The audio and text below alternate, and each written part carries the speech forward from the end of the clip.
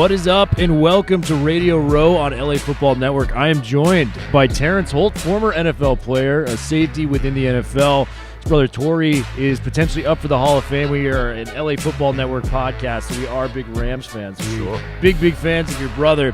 You're here with some very cool things to talk about. The Black Women's Health Imperative. I kind of want to hear from your words what this organization is all about. Oh, it's all about, it's the first and the only national nonprofit focused solely on the health and wellness of black women and girls. And it's partnered with the NFL. It's working to provide 1 million life-saving screenings in one NFL season. So between now and the end of 2023 season, the goal and initiative is to try to get 1 million screenings. And so, something that is kind of near and dear to my brother Torry and I's heart, because our mom had cancer and unfortunately passed away in December of 1996. But we vowed to do something about it, and so we founded an organization, and this is a space that we work in, and this initiative is kind of in line with what we do and trying to get black and brown women and women as a whole to get early screenings for early detection, because that's one of the best ways in which to increase and improve survivability. As if they can detect it quick. Yeah, and my condolences to your mother. I was unaware of that story, but in terms of screening, that's the easiest way to do it. I want to know how would someone go about a screening process? Because I think a lot of people just aren't educated about the process of getting out there. Sure. Well, I think most people, and again, I say most because it's probably not fair, it's not right, but people visit their doctor or have a doctor, and in particular women have specific doctors that they go to, and it's about really getting those or requesting, if not those screenings are provided or brought up. It's getting those mammograms, it's getting those screenings, and it's giving the information that is relative to your family history. Oftentimes, cancer might be something that is ran in others in the household or family lineage have had cancer, and so it's really prompting those screenings by telling and being disclosing some of the family history with your doctor, assuming you have a regular medical doctor. If not, then it's about going, if you can, to get screened or to a doctor and asking and prompting yourself getting screened. It is detecting yourself. I know, again, I'm not a woman. I don't have a woman's body, but I know I have a wife and I have a sister, and I talk to them, and I know oftentimes they examine their own bodies. Yeah, my wife too, yeah. And just checking to see if there's something that doesn't feel right, or something that's there that was not there, a week or 2 weeks or a month ago. And so that's the process by which folks would go about. And these are people we love, as you know. Absolutely, we all come from women.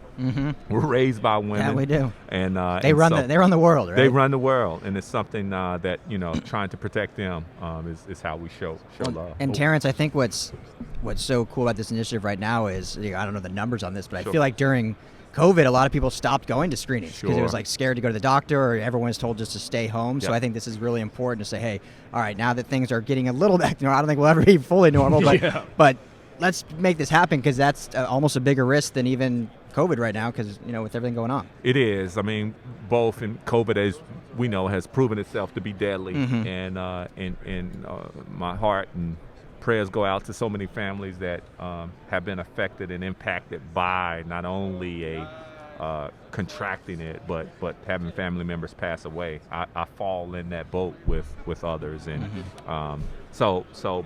but as you said, cancer continues to ravage homes, and it's something that, again, this initiative, Black Women's Health Imperative, with the focus on being the first and only national nonprofit focused solely on the health and the wellness of black women and girls, is something that we're hopeful to get the message out there and get more women and girls screened. It's a beautiful thing you guys are doing, and I want people to tune in to this praise party you guys got going on. Yeah. It's a lot more information on what's going on with the process. Sure. Do you mind kind of telling us about that a little bit so people can get educated on what you guys are doing? Yeah, so for more information, tune in into the 23rd annual Gospel Celebration this Saturday night. It'll be on Bounce TV. At 8 p.m. Eastern Standard Time. I got to remember to say 5 o'clock out here. Right? Yeah. 5 o'clock out 5 in LA. Because I'm out here on the East. I'm out here on the West Coast. So check your local listings and go to bwhi.org for more information on the organization.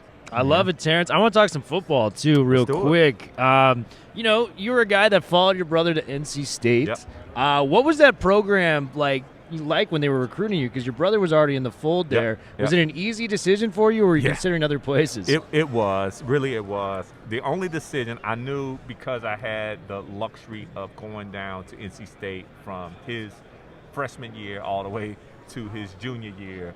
I was playing ball on Friday nights and then going to his games the next day and then maybe staying down there, So I had the benefit of knowing the campus, knowing the area, and really, really, really becoming very fond with it.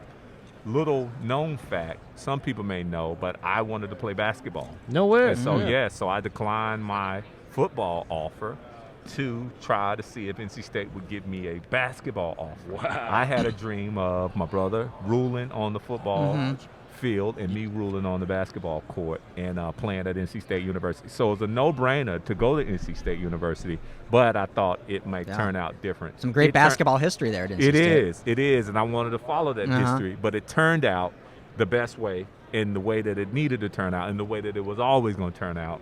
I gravitated to and ended up going and playing football there, and I had an opportunity to potentially walk on as on the basketball team.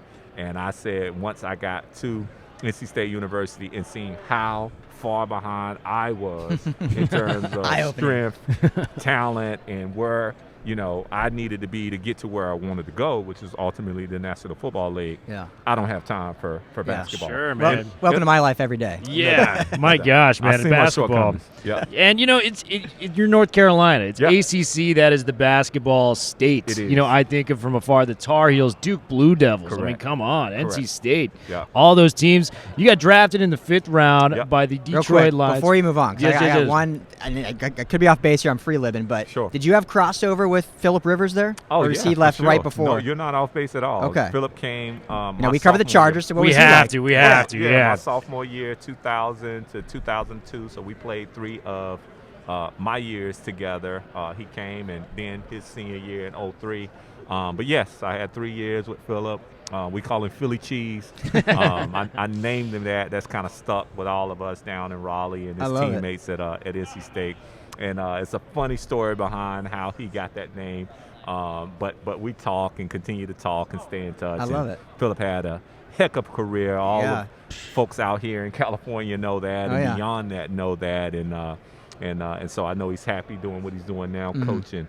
But one heck of a player. And yes, we seen it when he came in. Used to call him Noodle. Not only Philly Cheese, call him Noodle because his arm. Some very empowering nicknames. Noodle and Philly Cheese, very food-centric. Oh, man, it used to be so funny. We'd tell him, are you throwing the ball for real? Is that a real throw, or are you playing with this? So anyway. How many times do you pick him off in practice? Oh, gosh. I can't remember. Enough. Too many.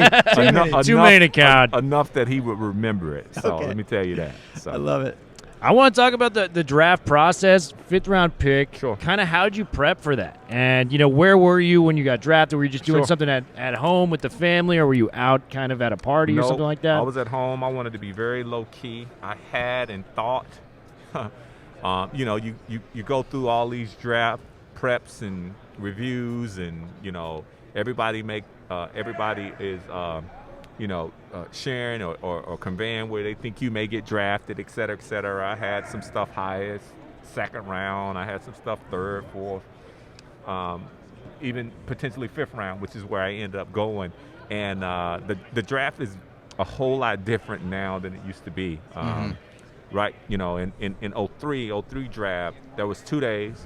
It was a Saturday, it was a Sunday. and that was a 1st through 3rd, and then a 4th through 7th. And let me just say, it was a very long day. I remember those days. Yes, when you at Radio City. And I'm gonna tell you, one of the things that stuck with me from 2004 to maybe just here recently was that chime every time a pick was picked. Yeah. And I'm looking at the screen, and I had not got a phone call, so I knew the pick wasn't me. And so when you do that from round, 2, just being realistic. Okay, I didn't go round 1. Troy Polamalu round 1. Mike Doss round 1. These are some of the guys that came out with me.